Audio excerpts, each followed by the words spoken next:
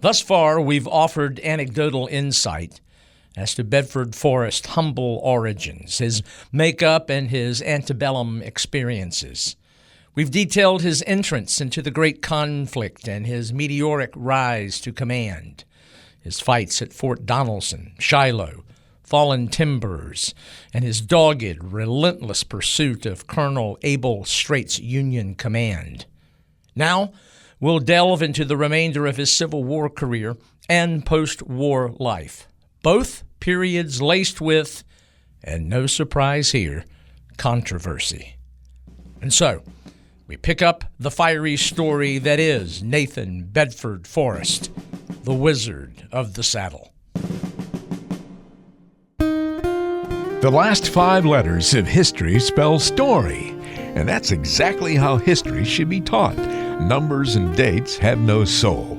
Such presentations fall flat, for history is alive and relevant. Welcome to Threads from the National Tapestry, stories from the American Civil War. This series will feature events and people from that period and will strive to make you feel as if you were there, to show that history is indeed a story. At about 11 a.m. on the second day of the bloody engagement at Chickamauga, the Federal line broke and pursuit began.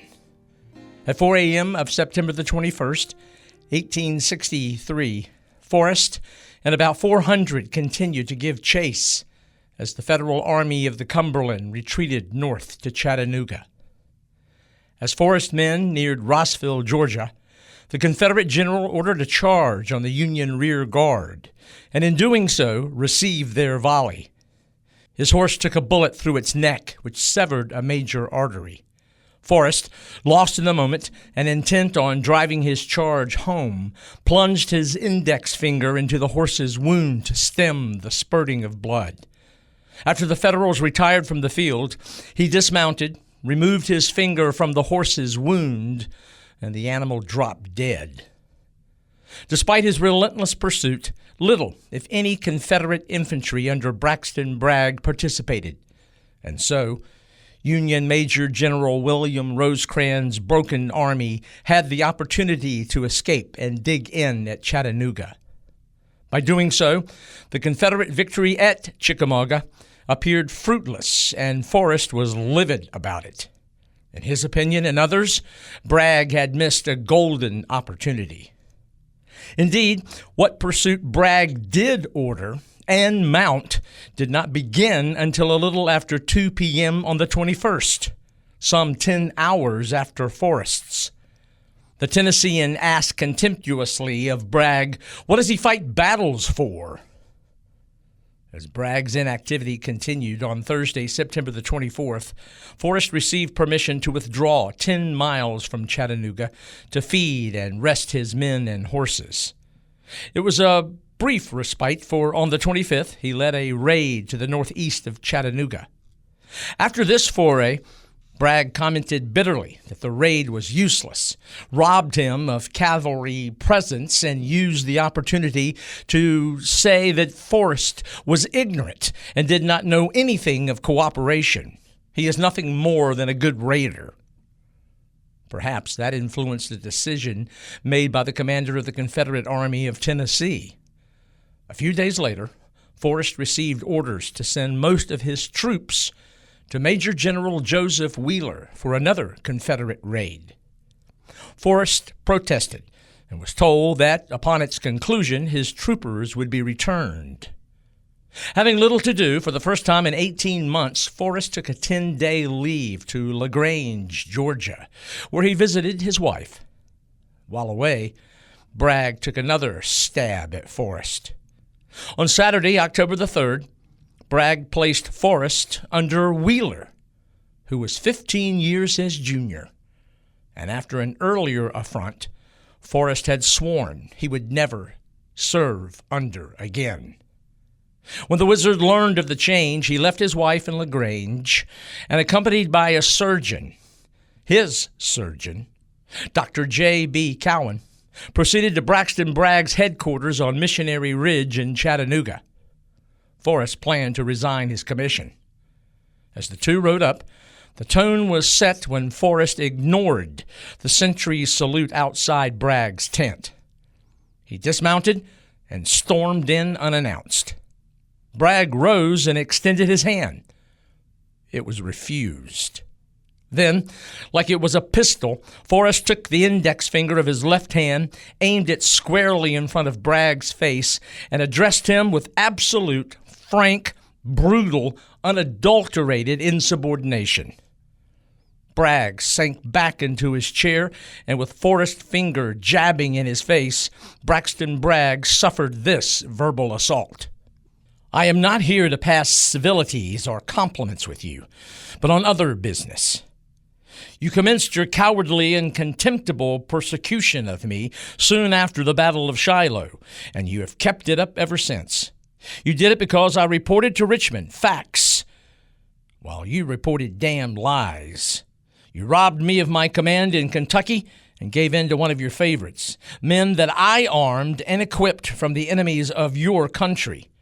In a spirit of revenge and spite because I would not fawn upon you as others did, you drove me into western Tennessee in the winter of 1862 with a 2nd Brigade I had organized, with improper arms and without sufficient ammunition, although I had made repeated applications for the same.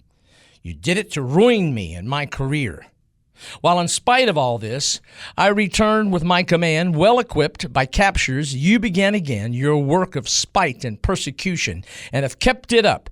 And now this 2nd Brigade, organized and equipped without thanks to you or the government, a brigade which has won a reputation for successful fighting second to none in the Army, taking advantage of your position as the commanding general in order to humiliate me, you have taken these brave men from me. I have stood your meanness as long as I intend to. You have played the part of a damned scoundrel, and you are a coward. And if you were any part of a man, I would slap your jaws and force you to resent it. You may as well not issue any more orders to me, for I will not obey them, and I will hold you personally responsible for any further indignities you endeavor to inflict upon me. You have threatened to arrest me for not obeying your orders promptly. I dare you to do it. And I say to you that if you ever again try to interfere with me or cross my path, it will be at the peril of your life. When he finished the tirade, Forrest spun on his heel, left the tent, and a dumbfounded Braxton Bragg. Outside, an astounded Dr. Cowan said simply, "Well, now you are in for it." To which Forrest snapped, "No, he'll never say a word about it. He'll be the last man to mention it, and mark my word, he'll take no action in the matter. I will ask to be relieved and transferred to a different field, and he will not oppose it." Bedford Forrest knew his man. On Friday, December the 4th, 1863, not only was he transferred, but promoted to Major General. 1864 found him sparring with another enemy, Major General William T. Sherman, and hoping to disrupt Sherman's raid to the interior of Mississippi, to Meridian. 33-year-old Brigadier General William S. Smith and his cavalry were to assist the Federal drive. The resulting encounter between Forrest and Smith's forces on Monday, February the 22nd, made the war personal for the Confederate cavalrymen. After its frustrating attempt to join Sherman's campaign, Smith's Union force of just over 6,000 were in the process of retiring toward Memphis, when early that morning, Forrest's cavalry, numbering about 2,500, attacked near Okolona, Mississippi. Numbers were again irrelevant. However, one was. Forrest's youngest and favorite brother, Lieutenant Colonel Jeffrey Forrest, was about 50 yards from the Federal position when he was shot through the throat and killed. His older brother rushed to him, raised him from the ground, called his name several times. Then he went berserk. Forrest ordered attacks to simultaneously hit Smith's front and flank, and personally led the frontal assault. It was a charge of some 60 against 500. During the melee, 3 bullets slammed into his saddle. His horse was hit 5 times and went down. He commandeered another horse, and after only 150 yards, it too was killed. In his rage, fueled by vengeance, Forrest personally killed 3. Yet sometime later, after the Federals had been forced from the field, the same man, who earlier was a seething volcano, came upon a makeshift Union field hospital. There, he found a young man in blue who was in the process of having his leg amputated, but the surgeon attending to him had fled. The young man abandoned, with amputation saw still in the bone. Forrest dismounted, applied chloroform to the soldier, and helped his surgeon, Dr. Cowan, complete the procedure. At Okolona, Smith took 388 casualties. Forrest suffered 188, but was successful in driving Smith's force all the way back to Union-held Memphis. When April arrived, Forrest opted to lead a raid into western Tennessee and Kentucky. In part, he looked forward to rounding up Confederate deserters and those who had managed to avoid Confederate service. On the 12th, the 3rd anniversary of the beginning of the war, his force struck Fort Pillow on the Mississippi River. The repercussions of what took place there still reverberate. The fort sat on a high bluff of 300 feet and overlooked the eastern bank of the river. Originally a Confederate installation, it was designed to defend Memphis. Abandoned in 1862, it was now in Union hands and under the command of Major Lionel F. Booth. He had some 580 Federal troops, 292 of them black. Many were former slaves. Many of the whites were Tennessee Unionists, and some were reputed to have deserted from Forrest's own command. Though protected by 3 distinct lines of earthworks, Forrest moved in with dismounted cavalrymen numbering around 1,500. Federal resistance was stubborn, but eventually Confederate sharpshooters in overwhelming numbers began to force the issue.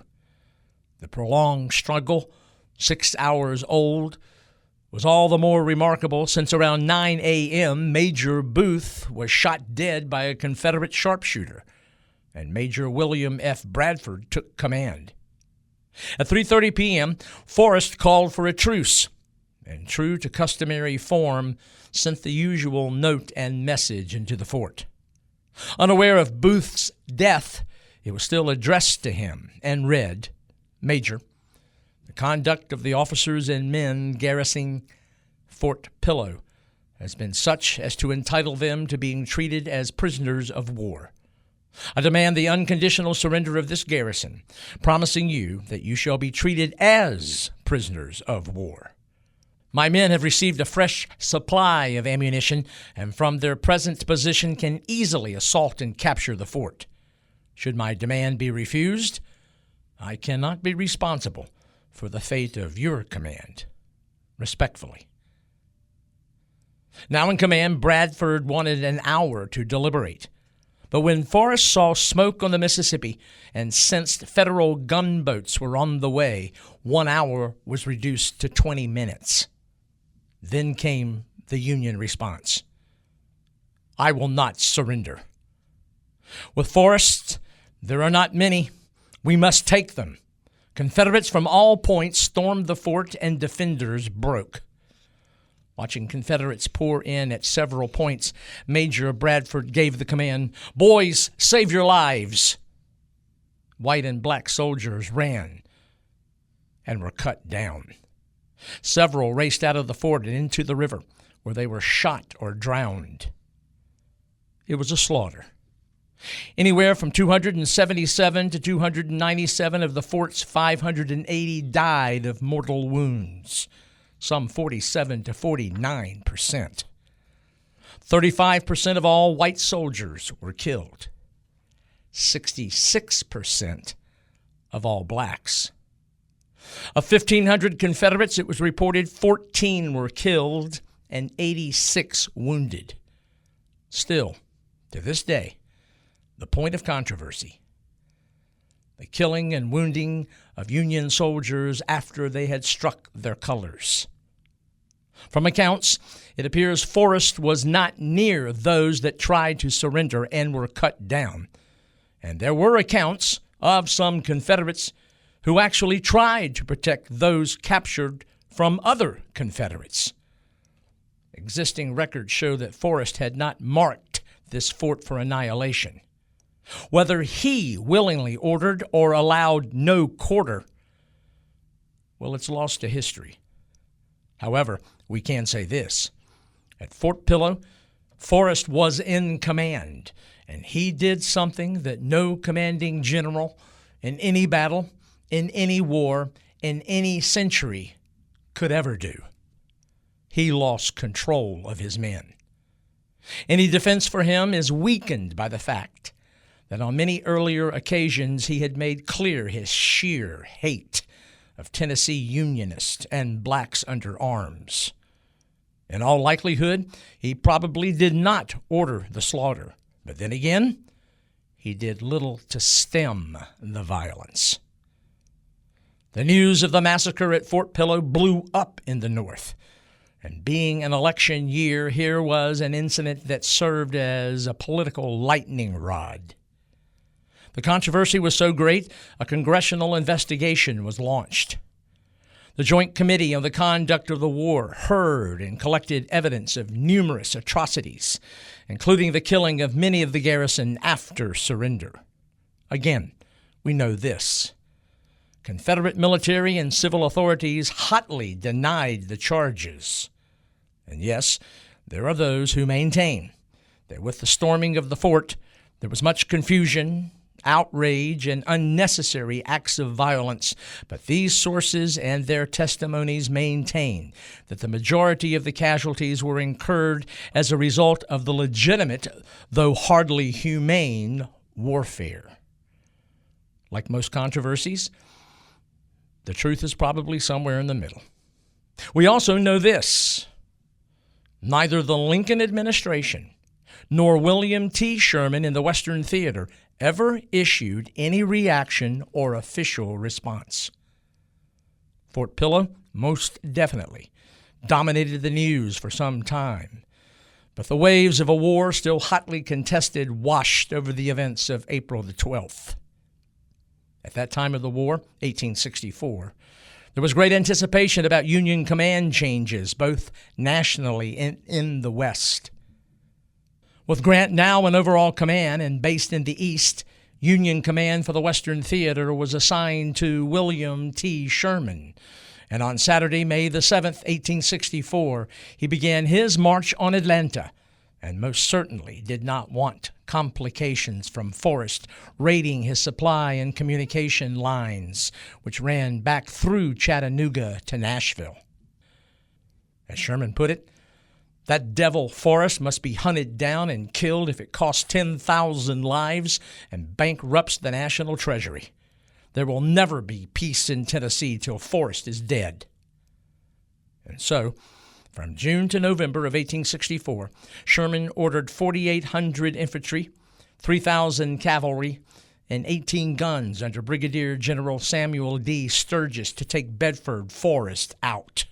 I'd like to take a moment to thank everyone for listening to Threads from the National Tapestry. You know, each of these episodes is the result of hours and hours of research and preparation, and it means a great deal to me and our production team to see the likes, the comments, and views. Let me make clear that everything we do here will always be accessible to any who are curious to learn about the American Civil War. But we would like to ask you to consider to become a member, a Threads loyalist, if you will. For less than $5 each month, your support will help us to continue sharing our passion for that tumultuous yet important period of history. Joining is quite easy to do. At the top of each show description, you'll find a link, if you will, to join, whether you're watching, liking, commenting, or becoming a Threads loyalist. If you click on that link, your support for Threads from the National Tapestry will mean a great deal to me, to our team, and there's no question any contribution, your support, certainly makes a difference, and it's a wonderful acknowledgement for what we try to do. Thank you. The Pennsylvanian, Sturgis, relished his assignment. In fact, once when Forrest avoided a major fight with him, Sturgis wrote Sherman the following: "I regret very much that I could not have the pleasure of bringing you his hair, but he is too great a plunderer to fight anything like an equal force." That equal force remark would come back to haunt him on Friday, June the 10th, 1864, at a place just south of Corinth, Mississippi, at Brice's Crossroads. That day, Forrest realized he was about to be attacked by Sturgis's largest force, but he turned the tables. Though outnumbered 3,500 to 8,000, he attacked first, putting into practice what he believed: one man in motion was worth two standing. So, in perhaps his most famous encounter, he held up a superior force and coordinated a Confederate frontal attack and attacks on both flanks, shouting, "Hit 'em on the end!" His force late in the day drove Sturgis back where they were bottlenecked by a bridge over Tishomingo Creek. Retreat there became a rout. Confederate pursuit was relentless and continued for some 50 miles, almost back to the city of Memphis itself. Sturgis suffered 223 killed, 394 wounded, 1,623 missing, 30% of his force. The Pennsylvanian also lost 18 guns, 250 wagons and ambulances, 5,000 stands of arms, 500,000 rounds of ammunition, and all his baggage and supplies. Forrest's losses were 96 killed, 396 wounded, 14% of his force. It was a crowning achievement for dismounted cavalry. Sturgis had wanted to send Sherman Forrest's hair. Now he spouted, "For God's sakes, if Mr. Forrest will let me alone, I will let him alone." Yet the war was a long way from being over for both Sturgis and Forrest. In late June, 11,000 infantry, 3,000 cavalry, and 20 guns were placed under the command of Union Major General Andrew Jackson Smith. And quite simply, he had one priority: hunt down Nathan Bedford Forrest and destroy his force. Smith brought Confederate Lieutenant General Stephen D. Lee and Forrest to a fight near Tupelo, Mississippi, on Thursday, July 14th. It was a fight that resulted in a Union victory, but did not destroy Forrest's force. Further, the victory was compromised in a larger degree, for when Smith's force withdrew to Memphis, Forrest was once again free to roam. As Forrest would have put it, Smith didn't keep up the skier. Similar to Robert E. Lee in the East, when left alone, Forrest seized the initiative and planned a daring raid, one that required 2,000 men. Their objective was Union-held Memphis itself. Early morning, Sunday, August 21st, 1864, Forrest and his men stormed into his home city, which had been held by Federal forces since June of 1862. Though now a Federal bastion, Forrest and his men held the town for the better part of the day. The raid frustrated, demoralized, and embarrassed the North. In the dash, Forrest and his men almost captured 2 Federal generals before choosing to withdraw. Sherman was exasperated with Forrest, but at least in his mind, Forrest's raids were in northern Mississippi and western Tennessee, and not in eastern Tennessee and Georgia to bother him. Still, though, Forrest was a thorn in his side, and he would continue to irritate. On September the 23rd and 24th, Forrest raided and captured a 600-man garrison near Athens on the border of Tennessee and Alabama. He then moved back to western Tennessee, where one raid included the firing from land on federal gunboat and barge traffic up and down the Mississippi. In October and November of '64, Forrest claimed he had destroyed 4 gunboats, 14 transports, 20 barges, 26 guns, $6.7 million of damage in stores, and captured 150 men. Despite the success, in the greater part and greater picture, the Confederacy was unraveling. Raids were not major battles, and major battles dictated not only military policy, but political. With Atlanta's fall in September, Abraham Lincoln, essentially, was elected to a second term. By then, Lee was pinned down before Petersburg, Virginia, and on the 16th of November, Sherman began his march across Georgia from Atlanta to Savannah. In one of the last desperate acts of the Confederacy in the Western Theater, Forrest joined Confederate General John Bell Hood and his Army of Tennessee, and was with him November the 30th for the horrific slaughter that was the Battle of Franklin. There, Forrest tried to talk Hood out of a frontal attack that created 6,252 Confederate casualties, killed 6 Confederate generals, wounded 6 more. Forrest would also be at the Confederate disaster at the December 1864 Battle of Nashville. In the pathetic retreat south from Major General George Thomas's Federal forces, Forrest kept up an effective rear guard defense all the way back to Alabama, fighting often carried out in sleet and rain. A battle at Nashville that, for all practical purposes, all but destroyed that Confederate army. For his untiring service, he was promoted to lieutenant general February the 28th, 1865, and given command over all Confederate cavalry in Alabama, Mississippi, and eastern Louisiana. But by then it was too little and too late. Federal knockout punches came from every point of the compass.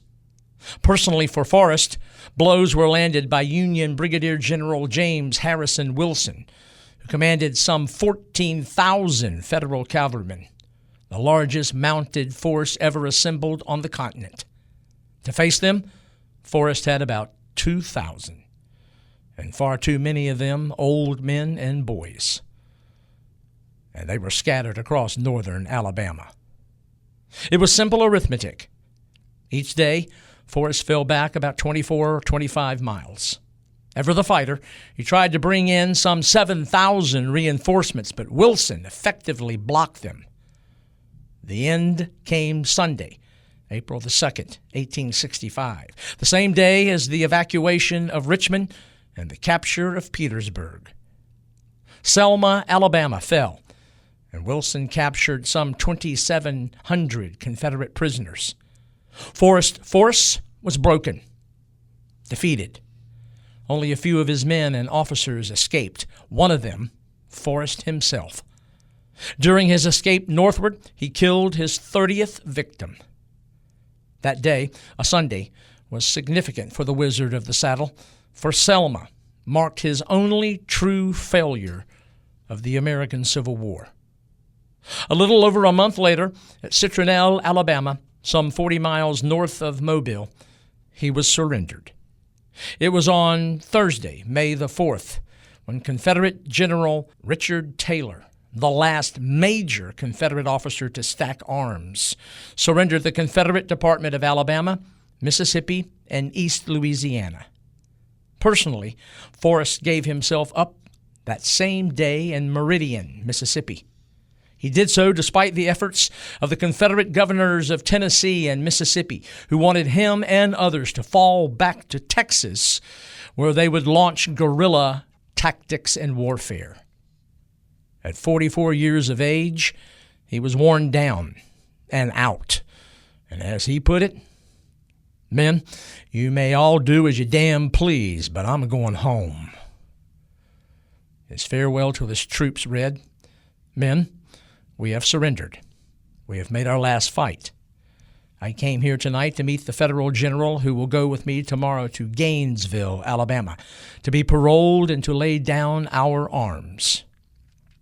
Men, you've been good soldiers. A man who has been a good soldier can be a good citizen. I shall go back to my house upon the Mississippi River, there to begin life anew. And to you good old Confederates, I want to say that the latch string of Bedford Forrest will always be on the outside of the door." Later he reflected, "I went into the Army worth $1.5 million and came out a beggar." By April 1866, he sharecropped the very land he owned a year before. He tried growing cotton, selling insurance, and railroading with the Selma, Marion, and Memphis, but each venture bankrupted what little he had. Yes, he had became the first Grand Wizard of the KKK, and he helped to hamstring the Union and Loyal Leagues and Freedmen's Bureau. And yes, when he believed the organization resorted to a degree of violence even he could not justify or condone, he ordered the moderation and dissolution of the organization. Yet, because he was the Forrest of Fort Pillow and a prominent official in the KKK, on the 27th of June, 1871, some 2.5 years after he issued a call for Klansmen to destroy their regalia and curtail their activities, he was called before a joint congressional committee that was investigating the organization. Before them, he told the truth, but admittedly, it was not the whole truth. He dodged several questions. Upon his return to Memphis, he threw himself into his railroad enterprise. Many may be surprised that in the winter of his life, he spoke out against racial discrimination. And even in the last 2 years of his life, called for black social and political advancement. But to history, and particularly today, the damage was and is done. Regardless of his military prowess, it cannot be refuted.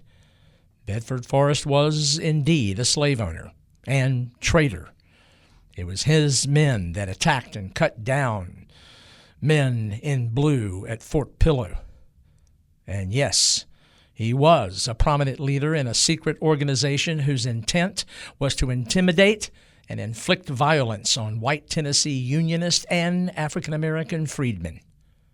For him, the final campaign, that as in the campaign of his life itself, ended the 29th of October, 1877.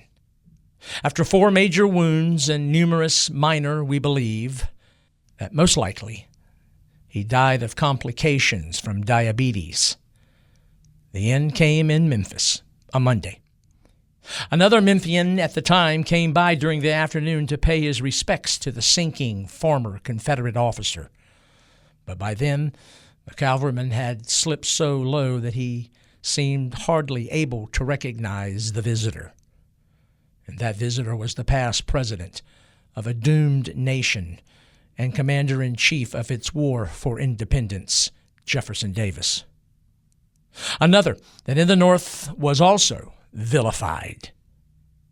Davis departed, and then a friend, associate, Minor Merriweather, returned to maintain the death watch. It was around 7 p.m. when he heard the general's last coherent words. Unlike supposed last words that are often incorrectly, I might add, attributed to Lee, Jackson, and others of that period, Forrest's last words did not convey some fevered memory from some distant battlefield.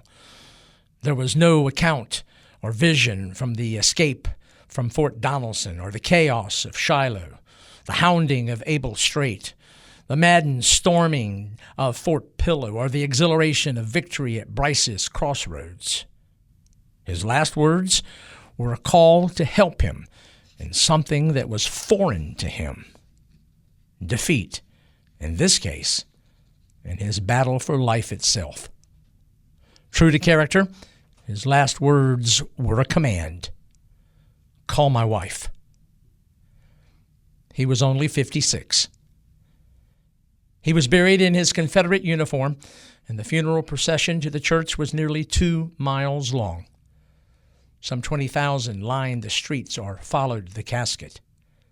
Inside the Court Street Cumberland Presbyterian Church, there were thousands, and according to the Memphis Appeal, both white and black were in attendance.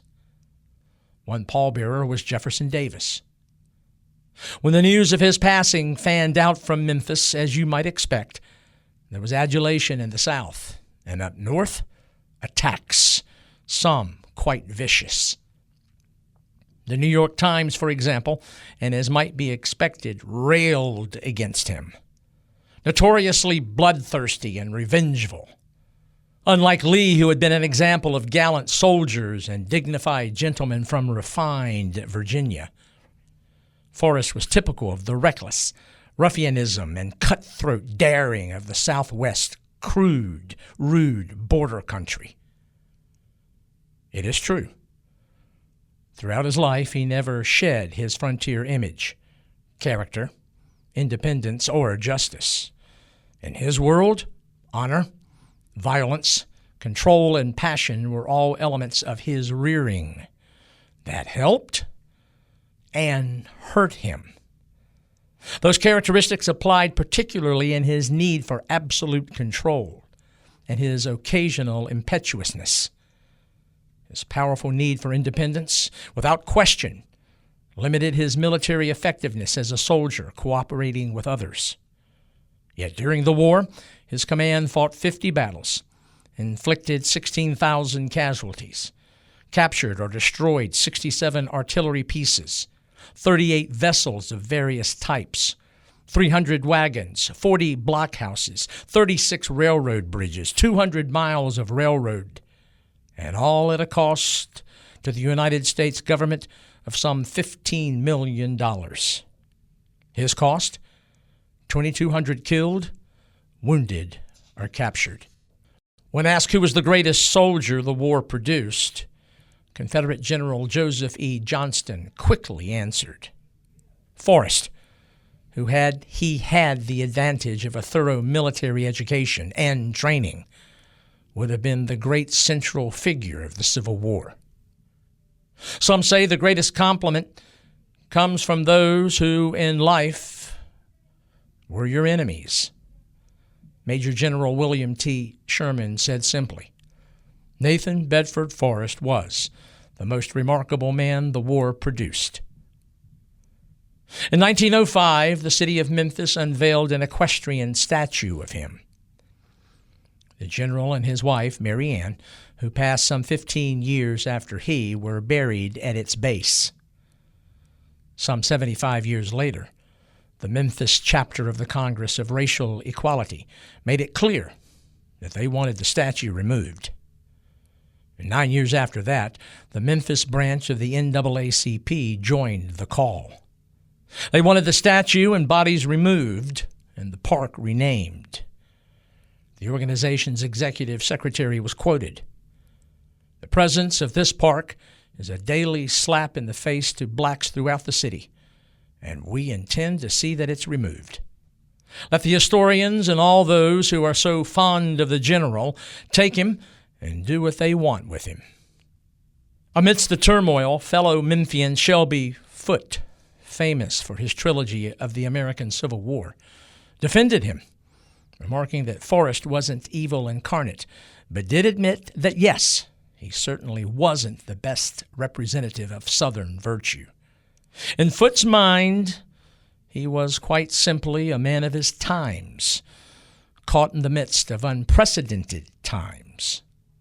Foote, another man of his times, and I can respectfully say that, for I had the honor of lecturing with him on 2 occasions, believed that Forrest should be taken in the context of a man leading other men during a time of tumultuous civil war, shaped by forces over which he ultimately had no control.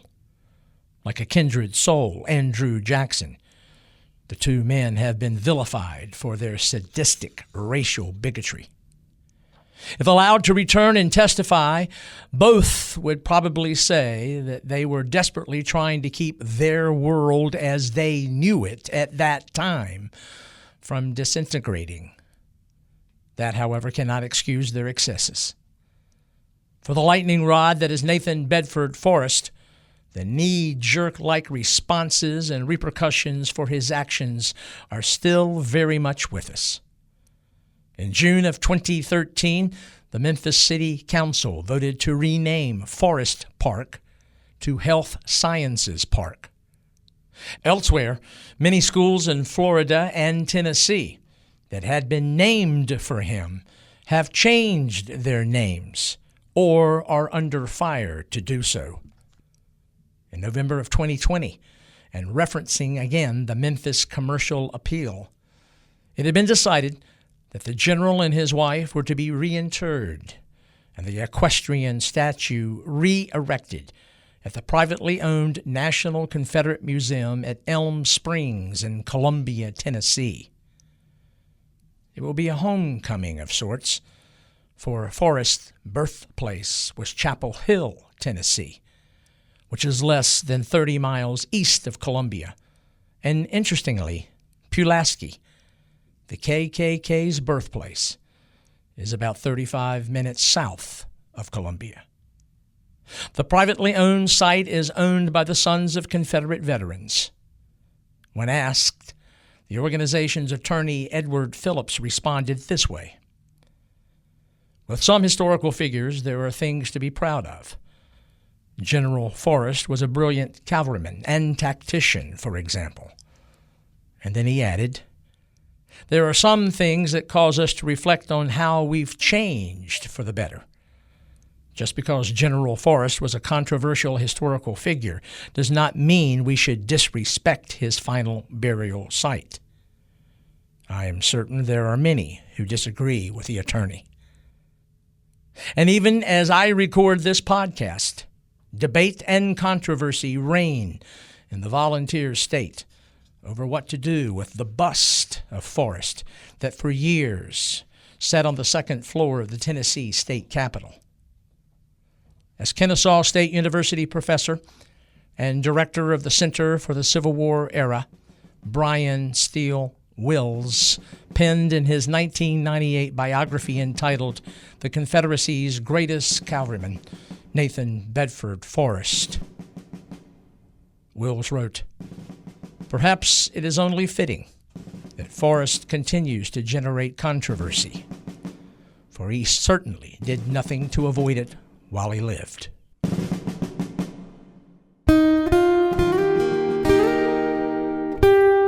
Please allow me to suggest several works that greatly aided me in preparation for this presentation.